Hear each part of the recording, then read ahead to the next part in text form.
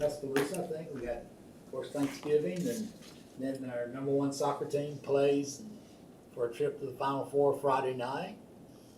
Then Alabama Auburn Saturday. So, and then what's the latest on the holidays on the plaza? I think they're trying to get it up and going maybe by Friday or Saturday. I think was the last update I got, and I think I forwarded it on to you guys as well. So we had people working into the wee hours of the morning. Kay was, I talked to Kay, she said, please, I can't talk right now, but I promise I'll get back with you, bless her heart. Yeah, Very proud of them. it's hard to chill when the chiller's out. They care deeply about it, and they're looking forward to getting these mechanical issues solved so we can get some ice put down and let the kids get out there and skate, and adults too. Yes.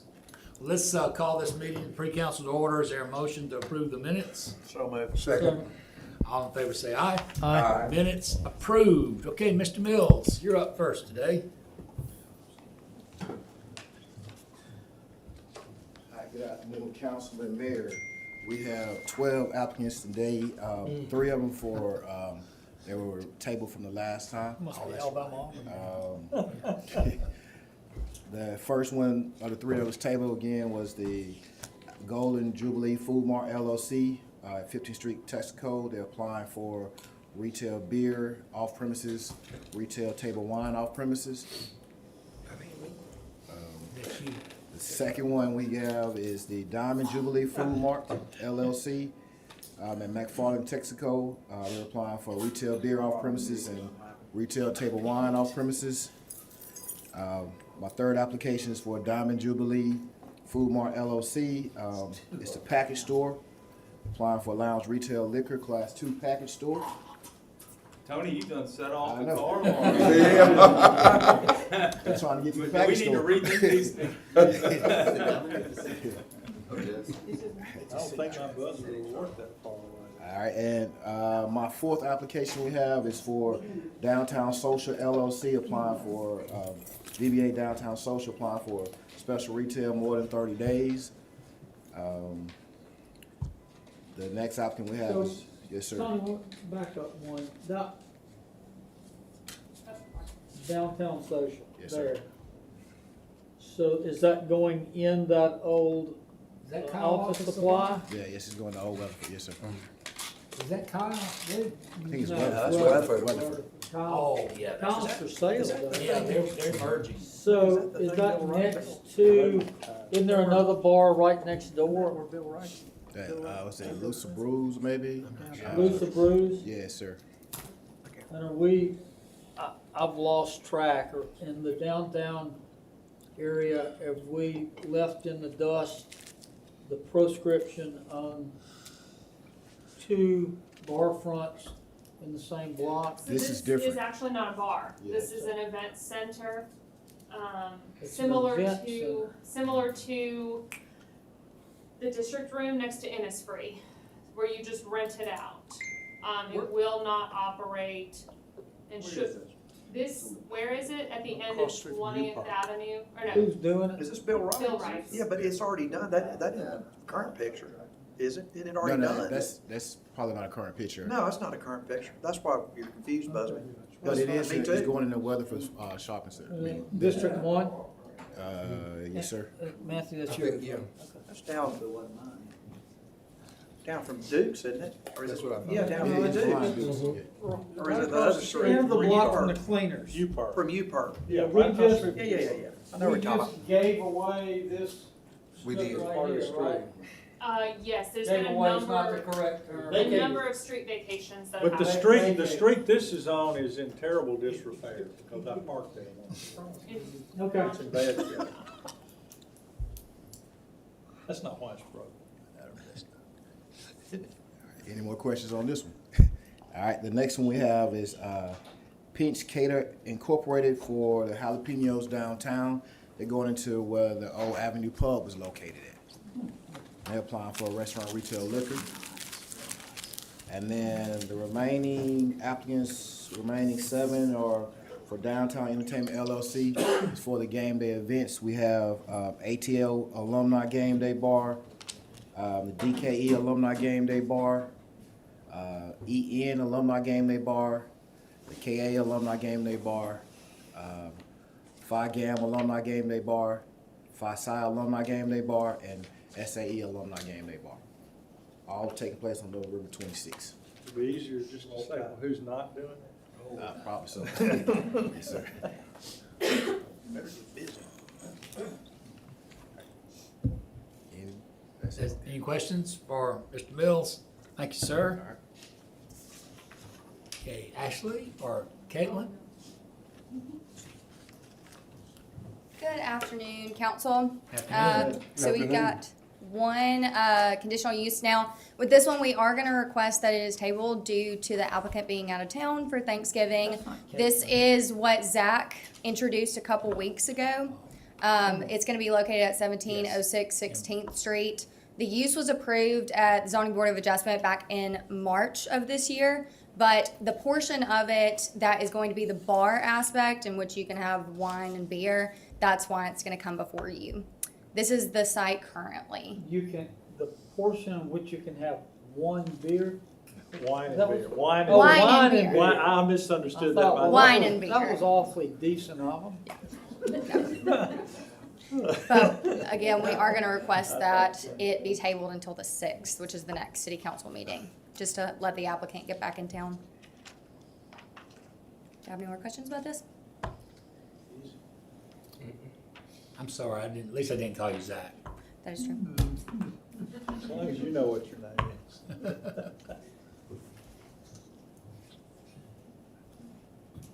All right, we will move into our other items. We've got a couple for public hearing this evening. The first one is a rezoning. Piece of property at 6301 31st Street from R2 and R3 to ML. This is in Council District 1 off of Joe Malisham. Here's that piece of property, and here is their concept layout. They're requesting to rezone to allow an office warehouse development, as you saw in that plan. And it was heard in October at Planning Commission and unanimously recommended. You know, I've only had perhaps one call about this. The concern is that when it rains, that once they come, that they would try to do something to mitigate that. Yeah, no, great point. It is a fairly flat site. Right. You can see there's an existing drainage culvert on the back side of their property that will remain in place. Additionally, they're putting 2 detention ponds to offset the new impervious area they're adding. Okay, that's right. But otherwise, it is abutting residential. They've got their buffer shown on this plan. Gotcha. I'll move into our next one. This is to approve P0922. This is also coupled with their rezoning request. That's Z2822 to rezone from BN and R2 to R3, and also to approve the PUD. This is off of Sanders Ferry Road and We've been Johnson working with that. Road. Yes, sir. Mm-hmm. So currently zoned R2 and BN, there's the rezoning request to become R3, and then there's additionally the PUD request for this site layout and development. This is the subject property as it is today. Got some awesome drone footage for you guys.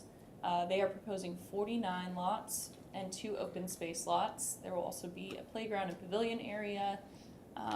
These will be primarily brick and stone homes, 1 and 2 story. You can see all the details on this page. And here's their concept layout. They'll access off of Johnson Road and connect into Sanders Ferry. And here are some typical house elevations that they've provided. Do you guys have any questions on this one? It was heard in October as well and unanimously recommended to be approved. Any questions? We've been talking about this for a while. Yes, yeah, so it was, you guys did hear this previously, and you did recommend it. They did not, they did not go to council. It was recommended at Planning Commission. Their project just expired, and so they're getting back on the train, continuing with this development. Do they have a timeline, a new timeline of when they would perhaps get started? I haven't heard, they'll have, a year once for their subdivision approval to Mhm. get started on building out that infrastructure and everything. So a year to get an LDP essentially. All right, and then we have one item for introduction. This will be setting the public hearing date for January 10th. And this is to rezone approximately 17 acres from MG to R1. This is in Council District 5. Off of Wire Road, near Technology Drive, Cottondale Industrial Park. Currently zoned MG. Here's the subject property. And they're requesting to rezone for a single-family planned unit development. They came before Planning Commission with a PUD. Here's that concept site plan. It was denied at Planning Commission, so their request is that you all would recommend, or you all would rezone it from MG to R1. They would then go back to Planning Commission with another planned unit development request that would be recommended because it matches the zoning at that time. Yeah, that is something that I don't know what to say, to be honest. It's just it's not your normal circumstances in that it's surrounded by industrial. And I still have some questions that I want to get with staff especially about, and I know the applicant very well. I bought my first house from him, but it's just a really strange, area to be completely surrounded by industrial. Now, someone said, well, who would want to buy a house that's surrounded by industrial? Well, that's not our issue, to our problem to decide, right, John? Because you'll know what you're getting into if you bought a house there, but I think the world of Ken, I just can't quite wrap my head around this one. And I do, but this is just to set the date, correct? Absolutely, and that'll be January 10th, so we've still got plenty of time to meet with you all and discuss their plans if you have any questions about it. You know, the only positive thing I saw about it was it would add population to the city, because it's out much further than I thought was even possible in my district. But then, at the other hand, there's some things that just make me go, Kip, why did they unanimously deny it? that I What don't. was the I what was think the reasoning part of for it that? was because of being It wasn't industrial, zoned correct? for it. Yeah, so there was a couple of concerns. One, the fact that putting housing in this area where there's not grocery stores, there's not a school nearby, things like that. Additionally, they were concerned about taking industrial property, which can be really hard to find, and rezoning it to residential, as well as putting residential in an industrial park. They will discontinue the use of this cul-de-sac that you see at the end of Technology Drive, where they currently have street frontage, and they're proposing to face along Wire Road instead. But as it stands, somebody could add into that industrial park now, where we see a lot of semi trucks, and there's obviously a drilling operation there as well. Those were their major concerns, among other things. And they're trying, I'm not saying trying, because I think he feels that way, calling it workforce development housing.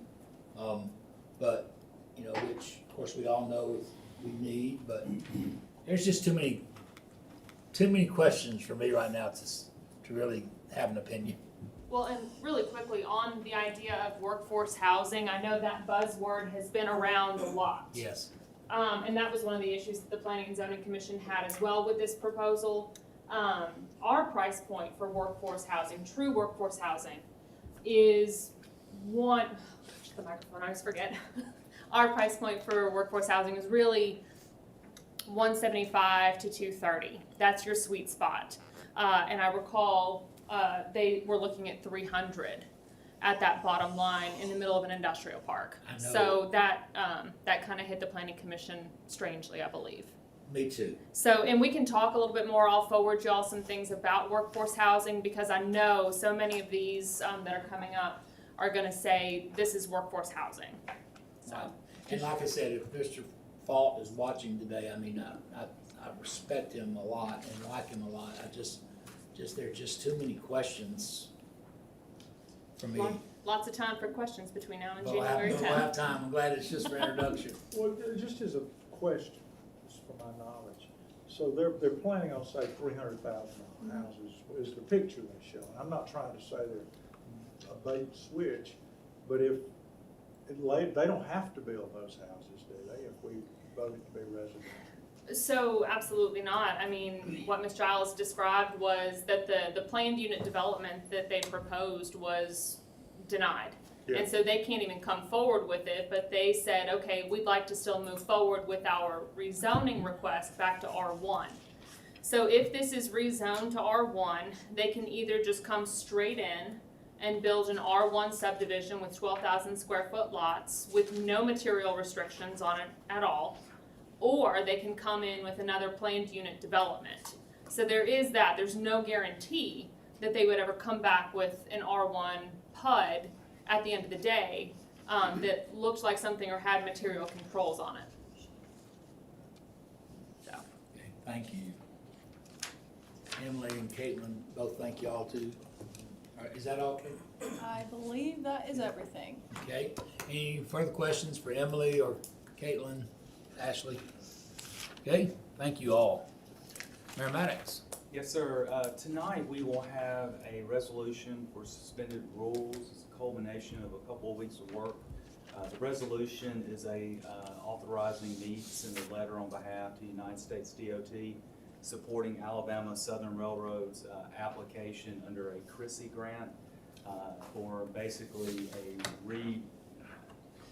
a rebuild of much of the wooden train trestle that exists between Tuscaloosa and Northport. Alabama Southern Railroads is a subsidiary of Watco. Watco leases that 85-mile stretch of line from KCS. So Watco ultimately is responsible for that piece of infrastructure. This grant has been around for a while, but last year with the passage of the Infrastructure Investment and Jobs Act, it got a real infusion of funds. And so Watco is making a serious push for the replacement of that line. I believe it's one of the last active wooden trestles still operating in the United States. So they're listing it as priority. Without the passage of the IIJA, I don't know if the type of funding would be available to do it. We have been working with them because obviously we're at 100% approvals with KCS, who ultimately owns the line for the two bridges that cross MLK, the Spur Line Bridge and the Main Line Bridge. The CRISI grant itself will not include the Spur Line, will only include the Main Line. If they are awarded the grant, they will seek a scope amendment from FRA, the Federal Railroad Administration, to exclude that out. So in other words, the TCRIC will complete its project through there once we receive the final check marks from KCS, and we certainly are on our way to doing that. We have, as you know, and you've seen the email traffic go back and forth, we've had a lot of work on this. It's a great opportunity for Watco, and it's a great opportunity for the community, and being able to marry those things together, I'm glad we're going to be able to do it. So we wholeheartedly support their application. It requires no match of the city and no match of TCRIC.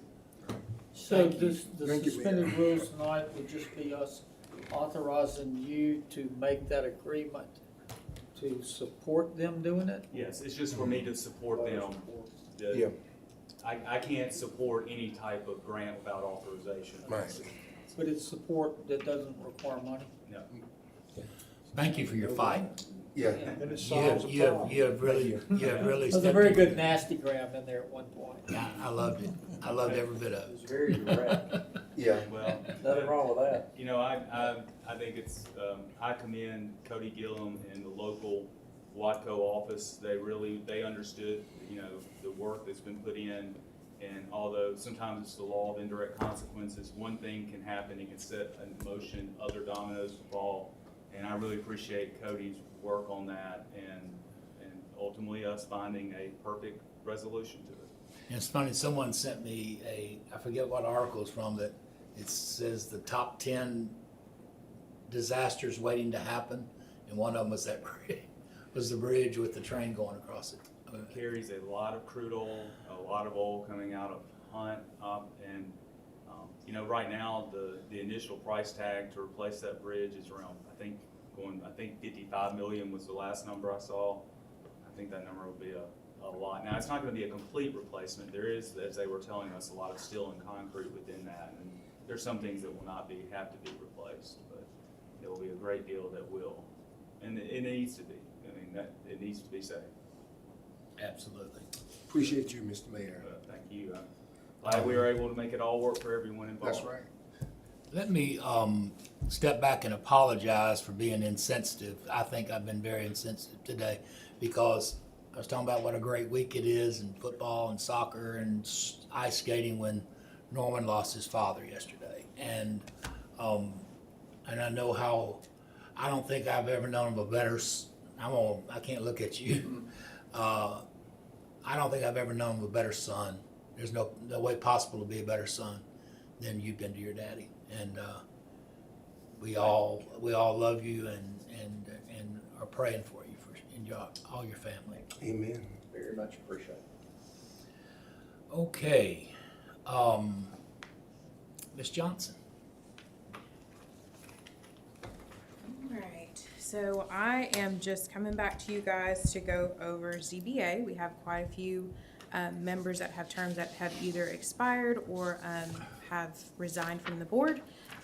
We've been at quite a few resumes the past couple of weeks, so I just wanted to see if you guys had an update for me.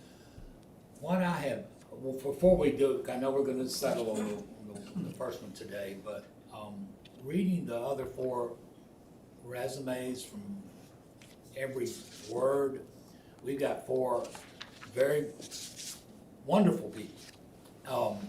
I don't think they're ZBA material.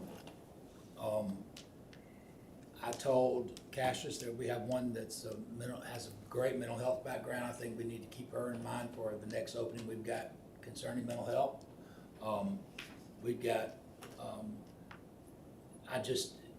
takes a special type of individual to be on the zoning board. And I'm nothing against those 4 because they're all very accomplished, but zoning's a totally different animal. And so I would like to keep those names, but then open it up for 2 more weeks if it's desired of the council, and see if we can't get people that are more no zoning.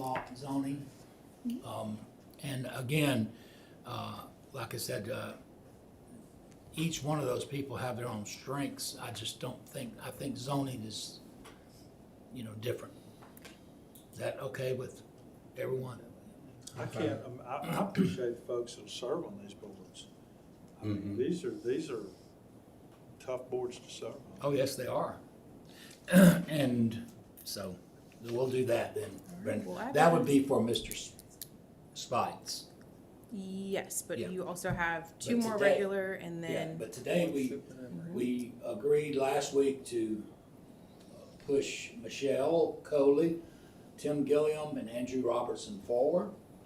And so 2 of those would be permanent, one would be supernumerary, and I think Ashley or Caitlin or Emily can all tell you hasn't been a meeting that I can remember lately where there wasn't a supernumerary serving. It's one of those things, like I know Lester in my district was always seemed like he was I thought he was a full-time member, but he was supernumerary the whole time. So let's open it up for discussions on who you'd like to see. Mr. Gillum, Michelle Coley, I think should be, in my opinion, I would feel like they would be the 2 permanent, and Mr. Roberts supernumerary. Thoughts? Anyone else? I'm gonna stay with my support for Andrew and Mrs. Michelle Coley being permanent, Mr. Gillum being supernumerary. Okay. They're just my thoughts. How about you, Norman? I think that both of them have merit, but I kind of like what John said. And Cassius So I thought about, Cash is I think they're taken- all three great folks. I mean, that's, Oh, yeah. I think they're all gonna, I think all three of them are gonna be serving, Yeah. Sure. probably every week. Yeah. Cassius texted me earlier, and he favored Gillum and Coley as the permanent. So that's 4. So we'll just move on with, that's the majority, so we'll move on with, Mr. Gillum and Ms. Coley as permanent and Mr. Robertson supernumerary. And we'll re-advertise for 2 weeks. Okay. All right. All right, is that all you have, Ms. Johnson? All I got. Thank you. Mr. Bobbitt? Yes, sir, before I begin, Mr. Woodson has a workers' comp matter to bring forward. All right, this one's a little different than what I normally bring you. It's an environmental services employee, July of 2019, injured his right shoulder pulling a cart. He initially went to the normal treatment. He chose a panel physician, which you can choose from among a panel of 4 and go to one of the 4. The panel physician, he went to initially treated him non-surgically, put him at maximum medical improvement, says workers' comp has nothing else to offer you, and sent him on his way. And he still had problems. It went on for a long time. He finally went to his own physician of his own choice under the city's insurance. They diagnosed him with the same tear and also the same arthritis and compartment syndrome, but they had a surgical fix for it, which he went for, did great, came back to work and was working fine, missed a lot of time. What we came up with was a compromise settlement to the attorney. We were already sued on it. It's already in court. So $6,000 to resolve the impairment to the shoulder, which is the body as a whole. And then we're also going to restore his lost time from his A-bail and sale while he was off. I feel like that's the best thing in terms of how to treat the employee and be fair to the city and the employee. Restore his lost time from his He had to- instead of- A-bail and sale? He got dismissed from workers' comp by the initial treating physician. That's not a normal workers' comp physician. And once that happened and he went to his own physician for surgery, then he had to use his own personal time rather than workers' comp time. So we're just restoring that as though it was workers' comp, and he's getting his A-bail and sale back. So in other words, it makes him whole. He gets the normal settlement and he doesn't have to use his, he used almost all of his sale. So we restore that. And we paid, since it's self, the insurance. We didn't do anything with the cost of the medical or anything like that. That's just a wash. Because we're self-funded on both. All right, any other questions? And you will see that tonight because we got the settlement on that June 6th. I'm sorry, December 6th. It'll be on the, It was on June tonight because we got, the checks are here and we're gonna do that December 6th. okay. Thank you, Jimbo. All right, Mr. Bobbitt. Good afternoon. How's everyone today? All right. Hope everyone's ready for a Thanksgiving weekend. And on behalf of me and my department, our department, Councilman Crowe, we would like to offer condolences for your loss of your dad. Thank you. Thank you, Tom. I appreciate it. On page 3, on public hearings, there's one item that was not covered either through planning or revenue, and that is approving your application for a permit to construct a pier for commercial use. I believe that was heard at the October Properties Committee. If you have any questions about that, Mr. LaFoy is here, if you have any questions on that. So which one is this? It's page 28, I'm sorry. No, I'm saying, which pier are we talking about? Which Uh, dock? That's Bob's on ring. Bob's Marine. Yes. Still the same thing we did last week, Jason? Okay. Thank you.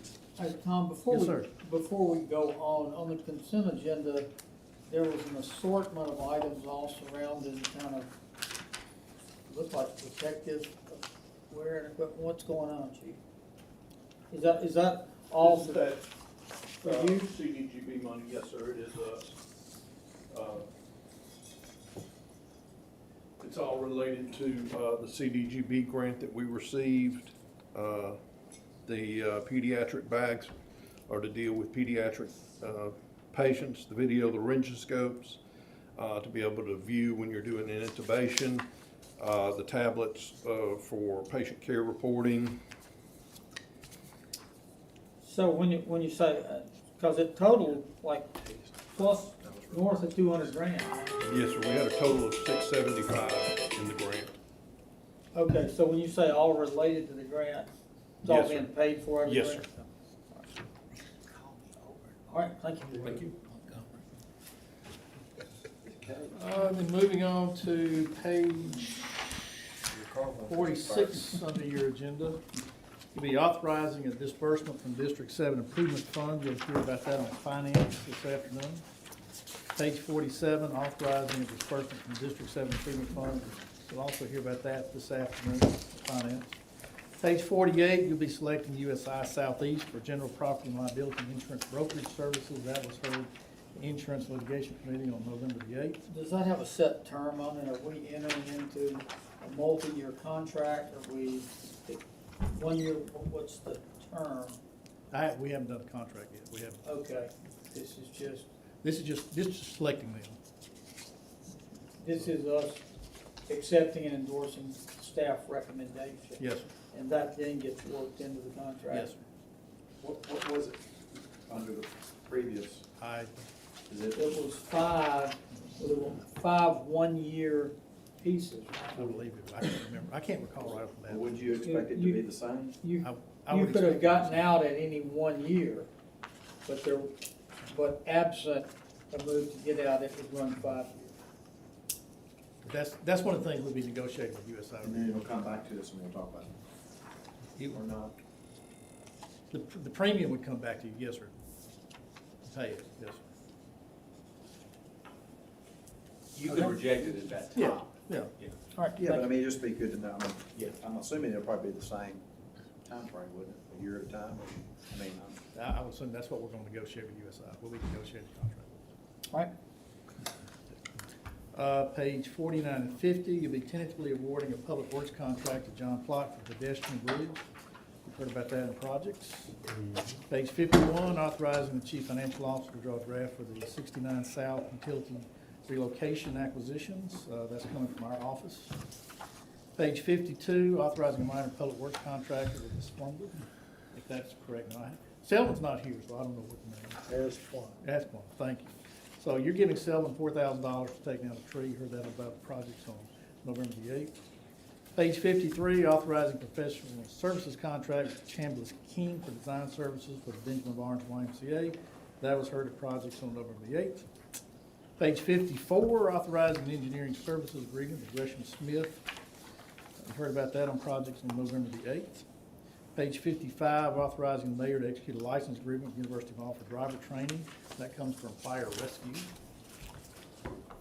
Page 56, you'll be authorizing the mayor to execute a lighting services lease agreement with Alabama Power Company to upgrade street lights at 410 and 430 Gray Street. That comes from our office in OCE. Page 57, you'll be authorizing the police department for the option to request control property items from the law enforcement support office. That comes from the TPD. Page 58, you'll be rejecting all bids for disposal of medical gloves. Also from purchasing, on page 59, authorizing the purchase of equipment, supplies, or services from Pro Trainer. Page 60, also from purchasing, be authorizing the purchase of equipment, supplies, and services from Pro Trainer.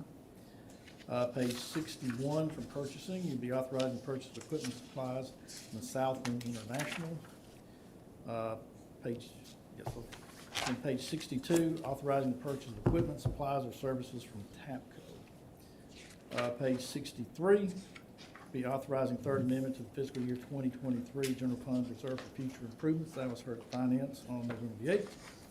Page 64, you'll be authorizing the mayor to execute a letter in support of Stillman College's 2023 EPA Groundfields Cleanup Grant to the U.S.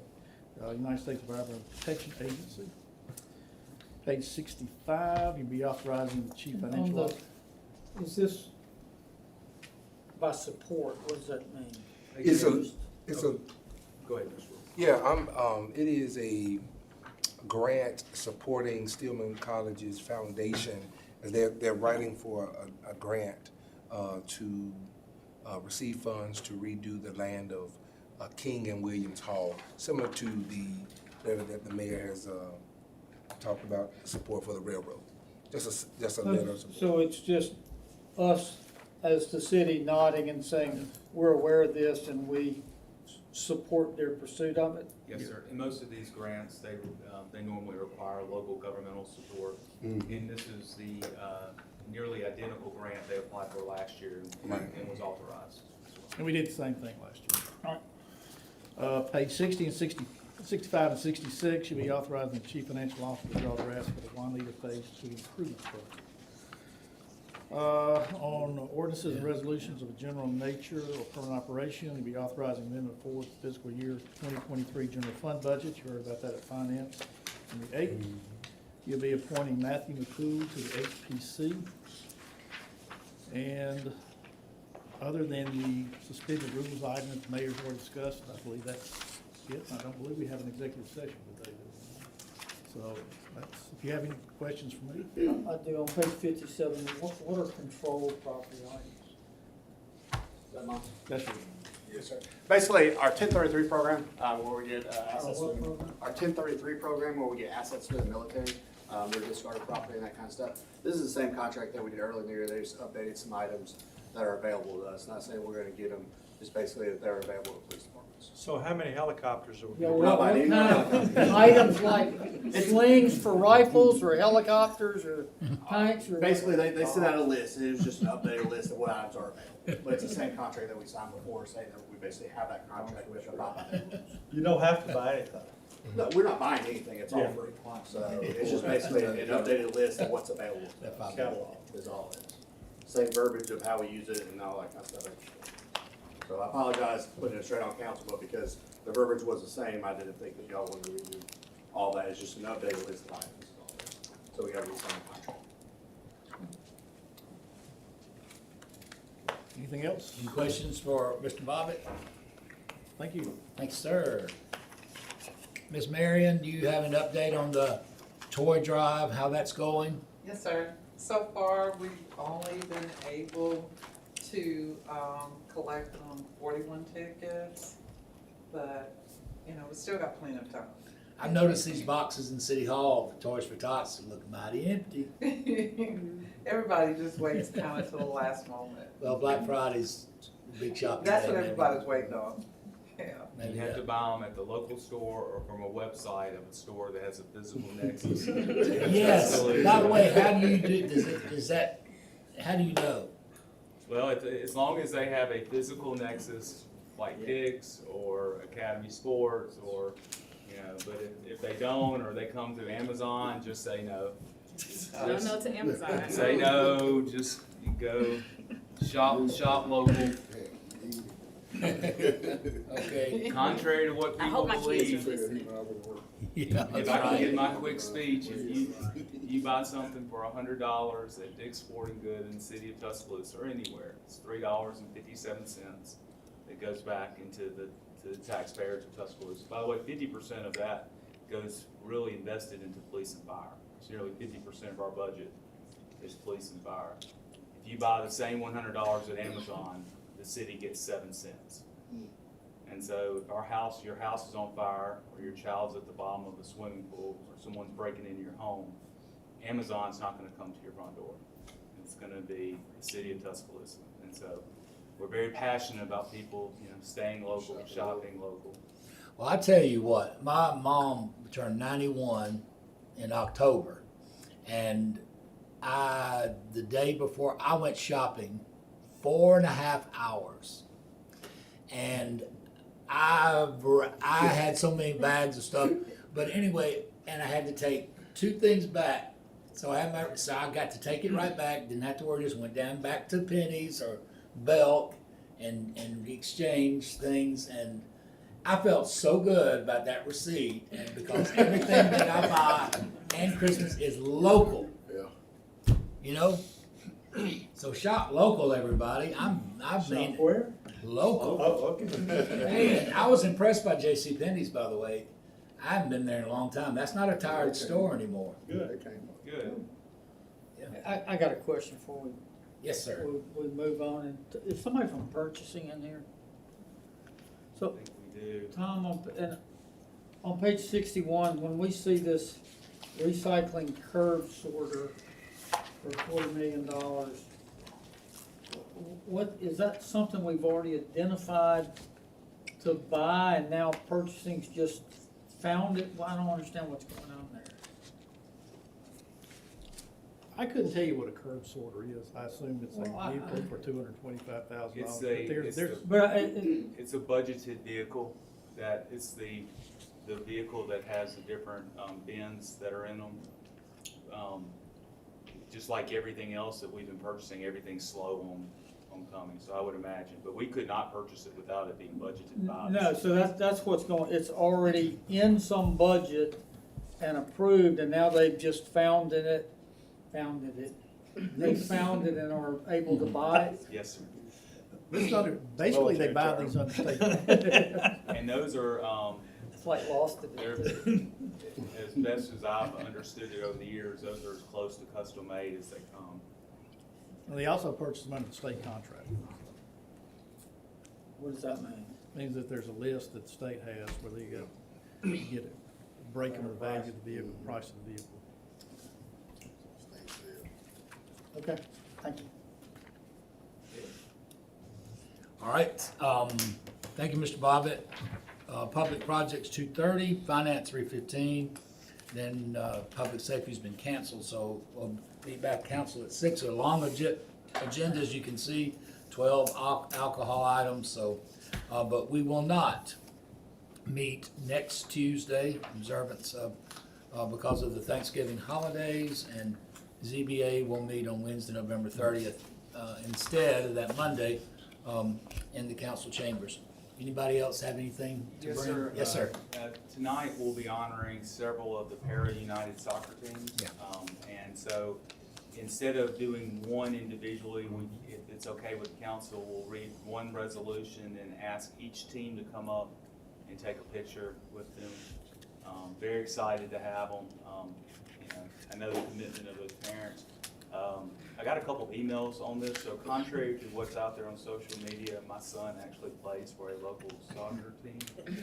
I thought that was news to me. But I appreciate the attention given to my 9-year-old son. Don't you? I can assure you. I know there's appreciation. Hey, you can throw me on that grenade. I'm the one that dragged this one. And so, but I appreciate the criticism of my son, but he does play here locally. He can speak for himself. He's gonna hold a press conference later on where we announce his NIL deal as well. But we're excited tonight because not only those kids, I know they practice hard, the parents travel nearly every single weekend to support their child. And Para United, in my opinion, has really done a very, very good job. So I'm glad that was suggested, and we look forward to honoring them tonight. And I remember poor Taylor, she got drugged in about bid day about something years ago, and it's like, you know, you run for governor for 18 months and no one ever mentions your children, but here locally, it's amazing. I'm proud of my 2 kids. of course you are. They're proud of you Very too. proud of them. Counselor, I would Yes. just like to say thank you to Katie and Lou and Para for meeting me at the park. We had a fun meeting today at Carlton Park, so we talked about the renovations that are about to take place over there. And I will be coming to Finance Committee soon. With some much needed, some extra additional requests, because a lot of things were brought to my attention. But Carlton Park is about to get a facelift, and one of the most important things, other than the playground equipment, is the lighting. And so that was one of the main things that kind of held us up, trying to figure out how we're gonna work all of that out. So I just wanna thank them for playing at the park with me today. Yeah, sounds fun. And also, I'd like to invite all of you to the, it's our very first, Alberta's very first Christmas tree lighting. 5:30 Friday night. The latest weather forecast shows the rain should be ending before noon, and then again rain after midnight. So we'll be serving Coca-Cola's providing the drinks, Domino's is providing free pizza, and it is a 21-foot musical Christmas tree. Wow. What day? Fresh Friday night, 5:30, and I hope you all can make it. This tree is amazing. It really is, and but what the hopes, plans are just to make people feel good, and I can just see people coming out through the holidays and having their picture made or doing some videos, because it's quite a tree. It really is. So, and that was paid for out of my district funds, by the way. What songs does it sing? It sings it does 17, I think, Christmas carols. Wow. Yeah, yeah. So, All in English? I'm not sure, no, all except Feliz Navidad, that is not. And the Mele Kalikimaka, but. I'm sorry But I hope you all can make it. It's gonna be, I'm excited. And they do Kay and has done a great job in putting that together. We're gonna have, characters, Rudolph, Olaf, all characters running around. And, so it's just gonna be a fun night for the entire city. So, good. Anybody else? Anything else? Okay, is there a motion we adjourn? So moved. All in favor say aye. Aye. Meeting